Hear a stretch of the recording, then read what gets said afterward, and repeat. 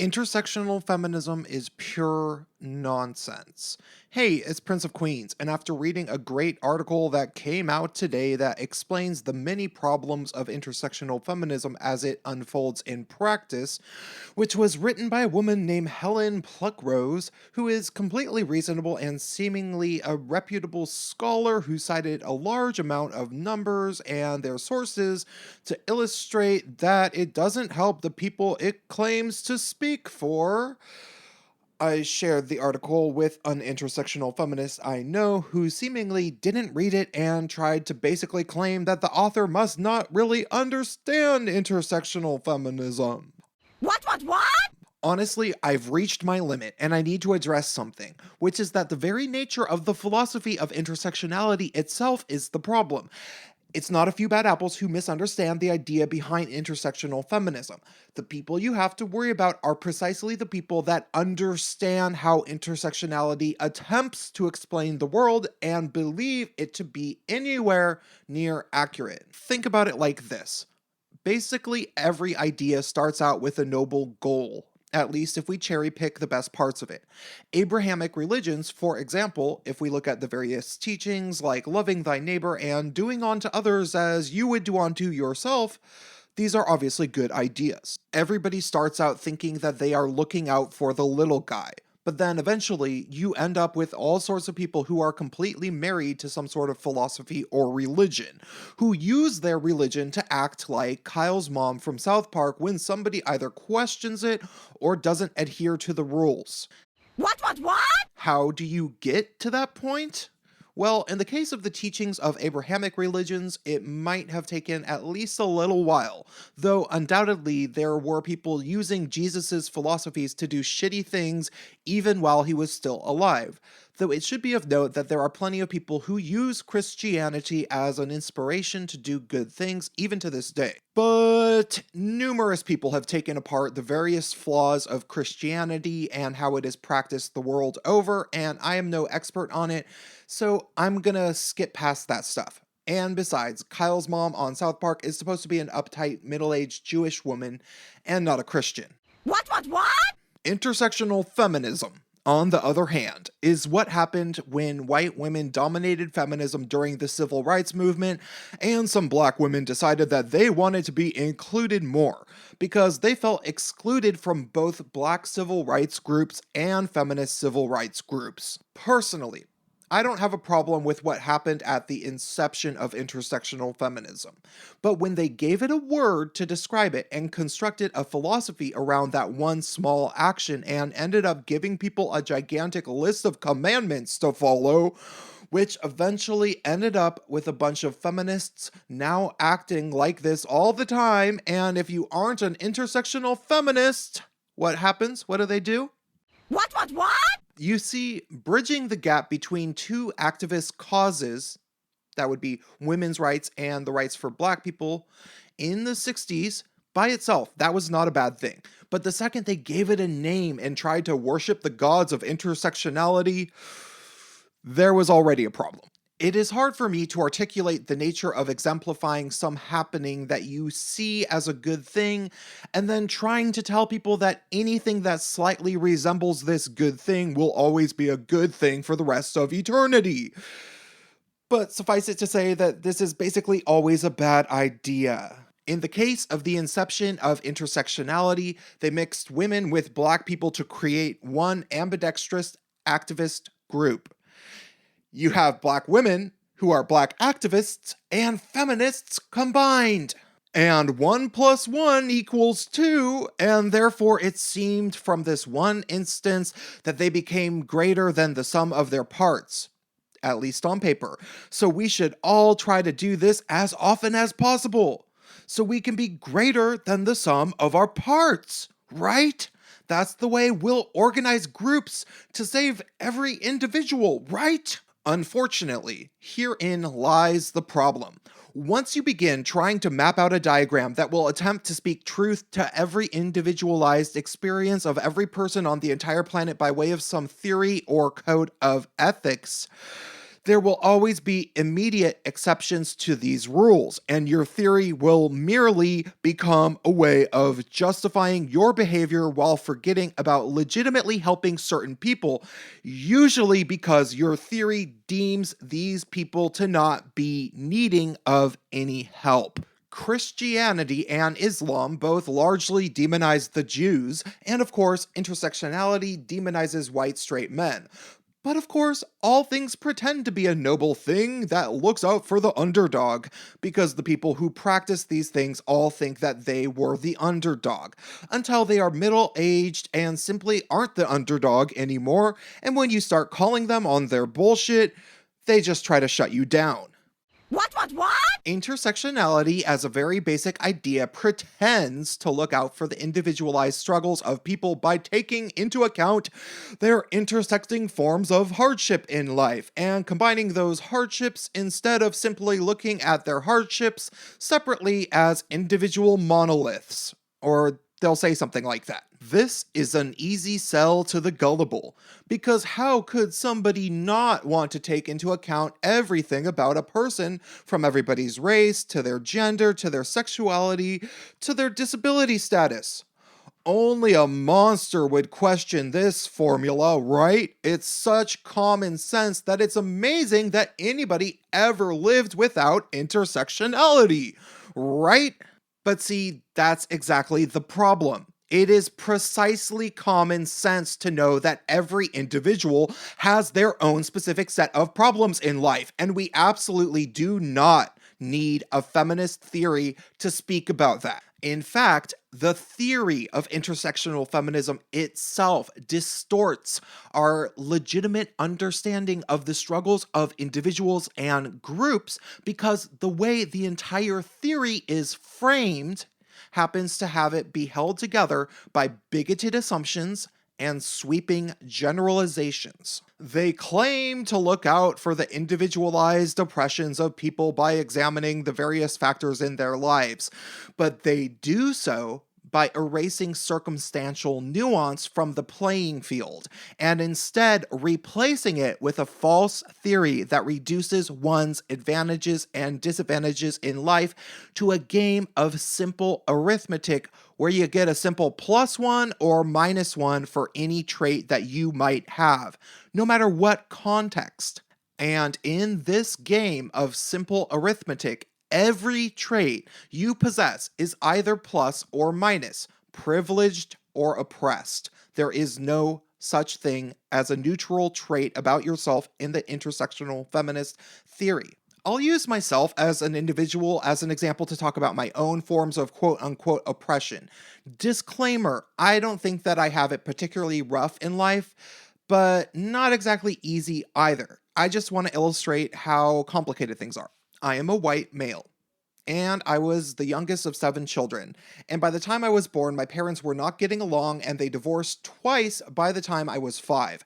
I never had a stable home life until high school, as I moved back and forth between each parent's house, constantly hearing bad things about the other parent from the other parent.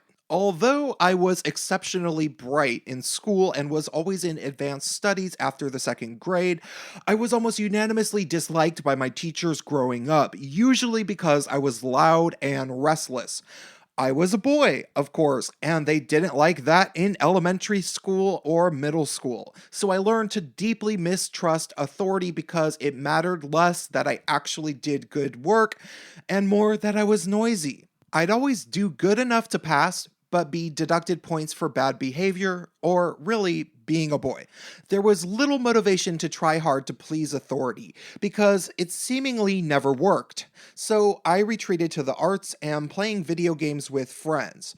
Growing up feeling like you can please your teachers if you try hard enough is a luxury I didn't have in adolescence.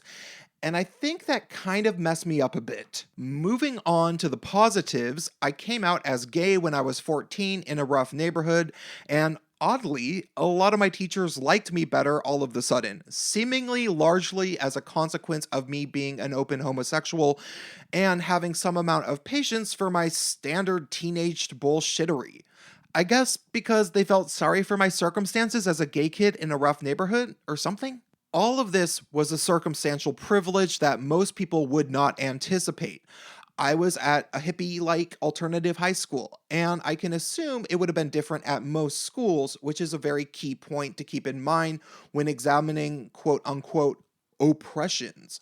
I was dicked around as a young kid for being a boy, but then almost privileged later for being gay.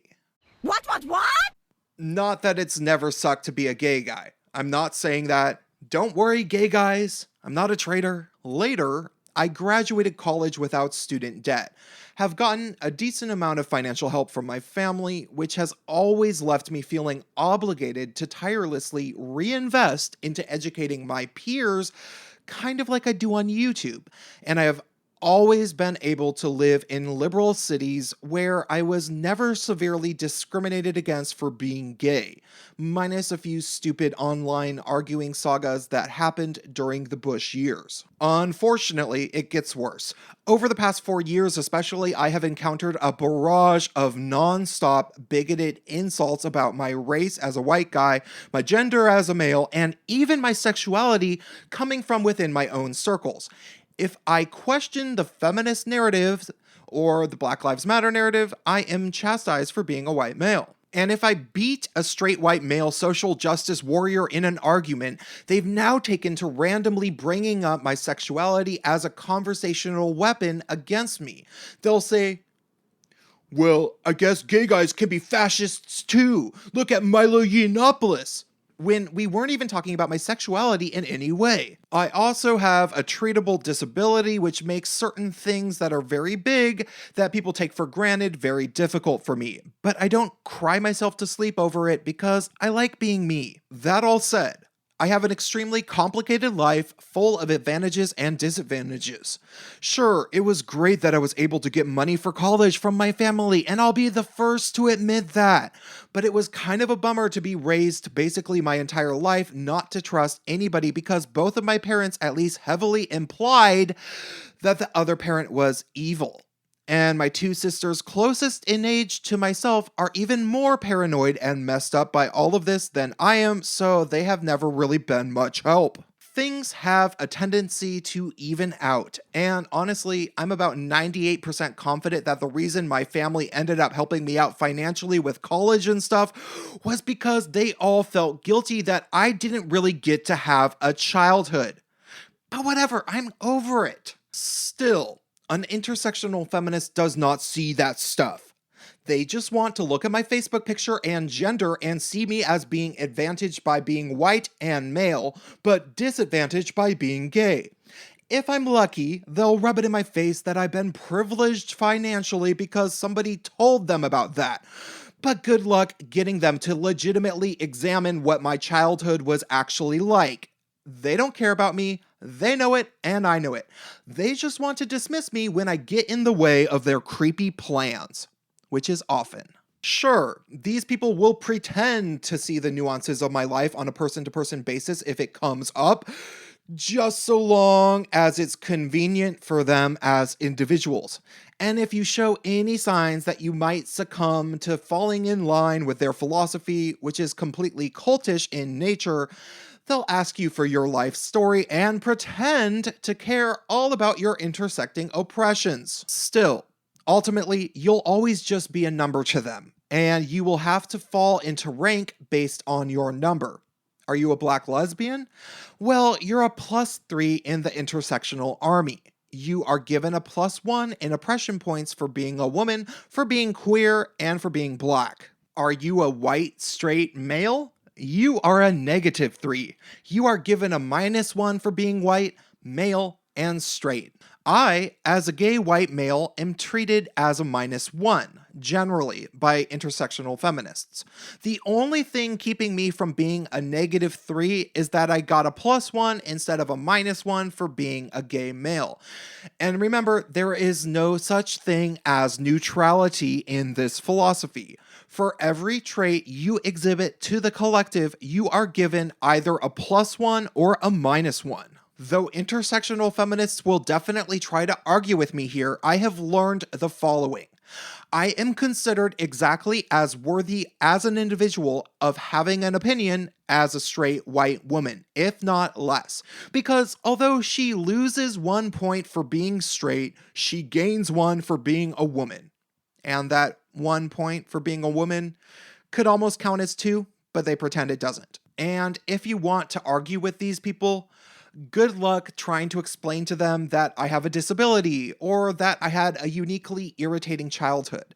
They'll always have some sort of story about this girl's uncle touching her one time or whatever. She might even fabricate it entirely, and she'll certainly probably lie about her financial class, because it seems like every upper middle class woman now comes from a working class family according to them. While these people claim to care about the hardships of individuals, they'll do everything they can to wrap you up into neat little boxes where they can easily categorize you.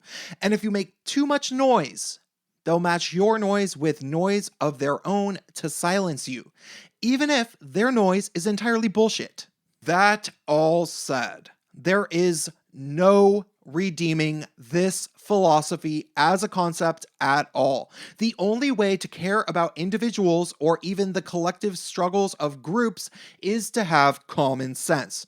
Be a good listener and take things as they come. There is no goddamn formula for being a good person the way intersectional feminists pretend that there is.